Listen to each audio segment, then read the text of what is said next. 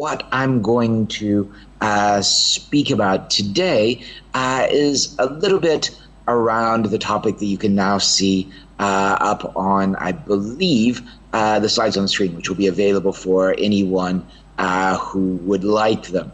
So I want to talk a little bit about this idea of finance, technology, and crises. Next slide, please. And I think what really highlights this is what we are seeing in the context of a series of crises around the world. You know, we've seen what is being called the crypto winter over the past year. We've seen tremendous volatility from the standpoint of digital assets. We've seen the failure of a range of products and intermediaries, including stablecoins such as Terra Luna, including investment funds like Three Arrows Capital, including what are now being called crypto conglomerates, firms like FTX. In parallel with that, we've seen an increasing range of countries, Sri Lanka unfortunately included, but also Pakistan, Zambia, and an increasing range of others who are also experiencing financial crises. Over the past couple of weeks, we've now seen this moving to a series of traditional financial institutions, beginning with Silvergate Bank, moving to Silicon Valley Bank, Signature Bank, and now Credit Suisse. And it's going to be interesting to see as this develops whether we begin to call it something else or whether we begin to call it, whether we continue to refer to everything from this standpoint of the crypto winter. What I want to do today is really look a bit at some of the context and some of the directions we may see coming out of this. You know, I think if we look backwards a little bit, we can say that the decade of the 2010s, very much three issues dominated finance in that decade. Very much the global financial crisis and regulatory responses to that crisis, as well as technology. Next slide, please. And if we look at regulatory responses to the 2008 crisis, if I could, next slide, I've highlighted some of the focuses of those over the past decade. Now, the good news is that despite the fact that we have experienced the crypto winter, despite the fact that we are seeing a range of financial institution failures, the reality is that finance, you should see failures periodically. The question is really the impact of those failures. And so far, from the standpoint of the crypto ecosystem, we've seen a number of very significant failures, which are going to drive a range of regulatory responses. If we look at traditional finance, so far we've seen the failure of a series of medium-sized, primarily U.S. banks. What we're seeing, that I think has been not unusual or not terribly traumatic. The big risk comes from the fact that we are experiencing perhaps the first significant problems in a globally systemically important financial institution since 2008. And that, of course, are the issues that we're seeing in the context of Credit Suisse First Boston. And of course, with Credit Suisse, like many of the country issues, isn't necessarily directly caused by either the crypto turmoil or, if you will, the sort of technology bank failures. Rather, the crypto crisis, the technology bank failures, the country crises, and the Credit Suisse problem are all being triggered by the same underlying issue, which has been very rapid rises in interest rates, particularly from the US, but also across across other major currencies, highlighting, if you will, a range of weaknesses in the context of both the crypto ecosystem, and in particular, a series of large crypto players, as well as traditional financial institutions, and at the same time, causing problems from the standpoint of a range of countries. We'll come back to this standpoint of crisis. Next slide, please. If we think about that last decade, the other area where we have seen tremendous development has been in the context of technology. And from the standpoint of this next slide, please just click through everything to the end of it. No need to stop on any of the individual pieces.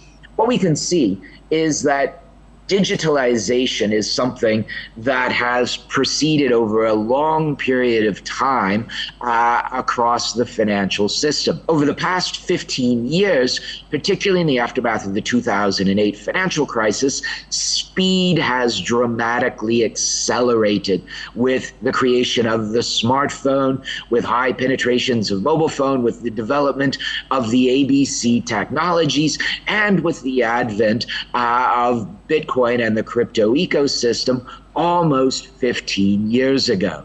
Next slide, please. And if we think about from the standpoint of looking at this decade of the 2020s, I think we could highlight from the very beginning that there were going to be three dominant issues: sustainability, tensions between major countries driving a question about the future of globalization versus fragmentation, and technology. Next slide, please. And if we were looking from the standpoint of the beginning of 2022, so from the standpoint of the slides, I'm looking for the slide that has 2022 at the headline.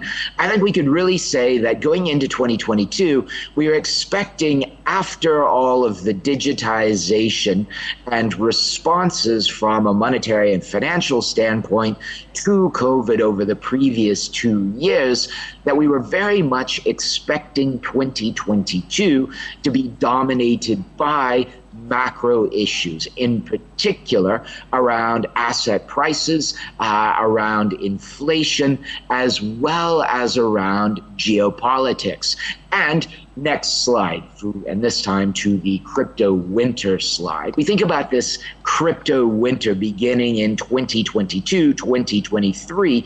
In many cases, the trigger for our issues across has been the inflationary pressures that came as a result of our various responses to the challenges of COVID across 2020, 2021.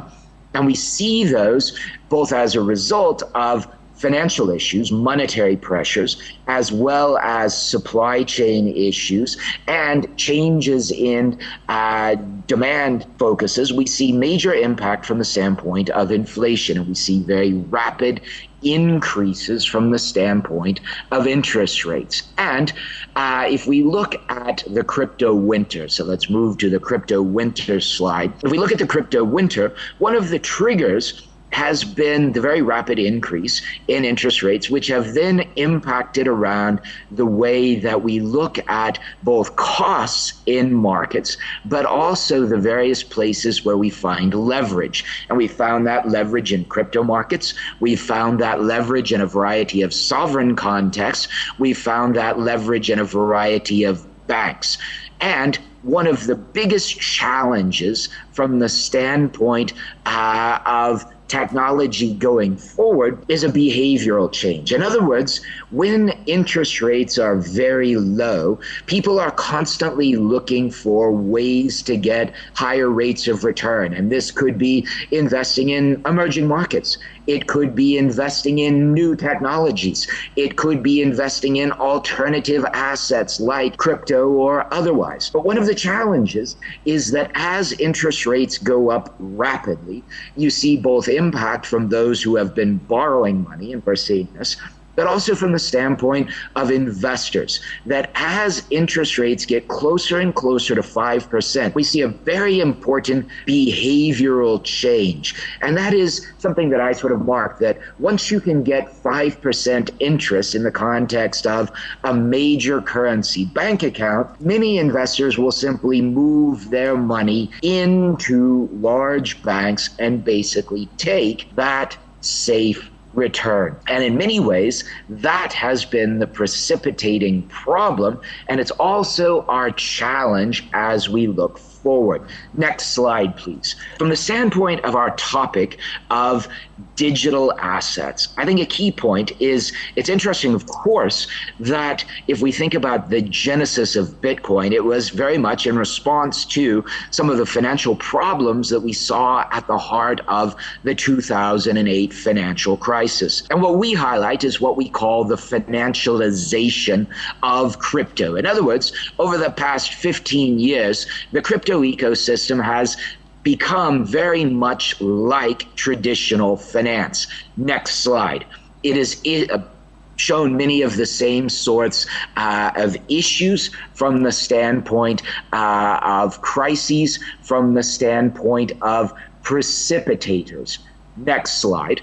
And as a result, we're seeing an increasing focus from the standpoint of regulation. Next slide. And I think when we think about digital assets going forward, increasingly from a regulatory standpoint, the focus is on these issues of regulatory arbitrage, of concentration in crypto conglomerates, of fraud and market misconduct, of disclosure and transparency, and of course, from the standpoint of cyber risk.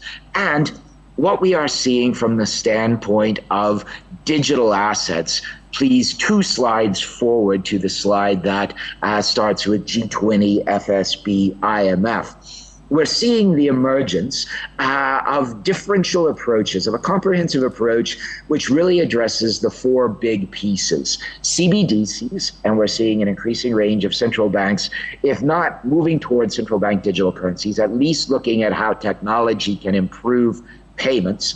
Stable coins. We are seeing comprehensive stablecoin regulations coming in very rapidly across major jurisdictions, and I think this is a game changer. From the standpoint of crypto, I think the G20 and FSB are largely coalescing around a framework for the requirement of licensing for core intermediary activities, whether those are exchange activities, market-making activities, investment fund activities, or lending activities, that to the extent that you have activities in the crypto ecosystem which are functionally the same as traditional securities or banking activities, we are seeing a move towards requiring licensing and disclosure, both of what a firm is doing, as well as clear disclosures around standardized details about assets being offered and traded. We are seeing an increasing move towards requirements for segregation of accounts with intermediaries and clear frameworks for custody when one is dealing with third-party assets, particularly for intermediaries labeled by exchanges. And we are seeing a high level of cooperation from the standpoint, particularly of securities regulators, from the standpoint of cross-border enforcement. And I think that we're increasingly clear where the crypto regulation space is going. But that really leaves, finally, DeFi. And the question here is from the standpoint of how can we develop essentially systems to embed these sorts of approaches into DeFi projects. Next slide.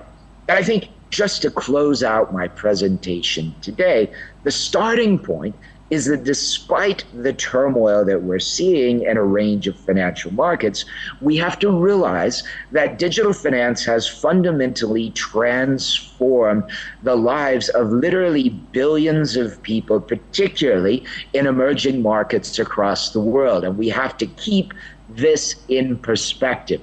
But at the same time, we have to think about, as we have higher interest rates, the challenges for financing the innovation that we need for sustainable development. And I think as we go into the remainder of the decade, this balancing between crises and finding ways to finance innovation going forward is going to be a key challenge.